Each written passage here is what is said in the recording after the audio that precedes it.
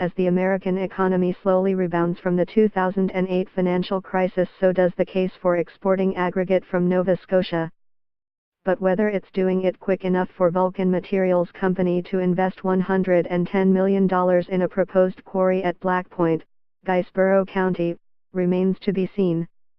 Alabama-based Vulcan, America's largest aggregate company, produced 181 million metric tons of aggregate in 2017. That's a lot of sand and gravel. While that's well up from 2010, when construction starts were way down due to the financial collapse, it's 40% below their average of 255 million metric tons.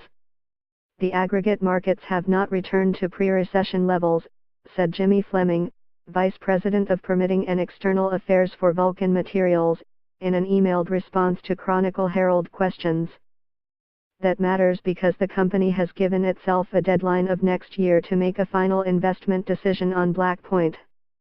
With its projected 50-year-plus lifespan, the 180-hectare quarry would be a long-term investment relying upon a continued rebound of the American economy and the increased investment in aggregate-heavy public infrastructure like roads and bridges over the decades to come.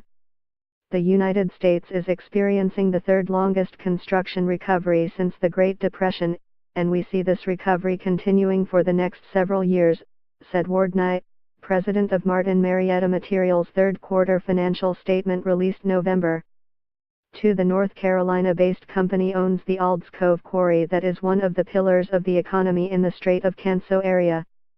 Its third quarter results, like those of Vulcan Materials, paint a picture of recovery and slow year-over-year growth in aggregate demand. We remain confident in Martin Marietta's long-term outlook, with the fundamental drivers for broad-based construction activity supporting a steady and extended, yet somewhat slower than anticipated, cyclical recovery across our geographic footprint, wrote Nye. Yes, it's all pretty dry sounding. But what's on the line is about 120 direct and indirect jobs near Canso and tax revenue for the municipality of the District of Guysborough. That's a big deal in the cash-strapped county. Also on the line is whether Black Point's landscape is permanently changed. The quarry would see the land cleared off and up to 400 million tons of stone removed over the project's lifetime. The project got its federal environmental approval in April of last year and is negotiating with First Nations and working on varied provincial approvals.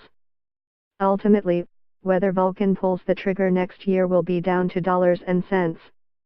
Our internal market evaluations must also be completed and favorable before making a final investment decision, said Fleming, not showing much of the company's hand. Vulcan will need to see significant growth in market demand on the horizon.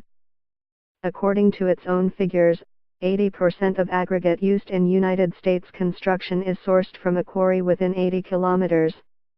Shipping gravel from Nova Scotia is expensive and won't compete with nearby gravel because aggregate is low-cost, bulk commodity.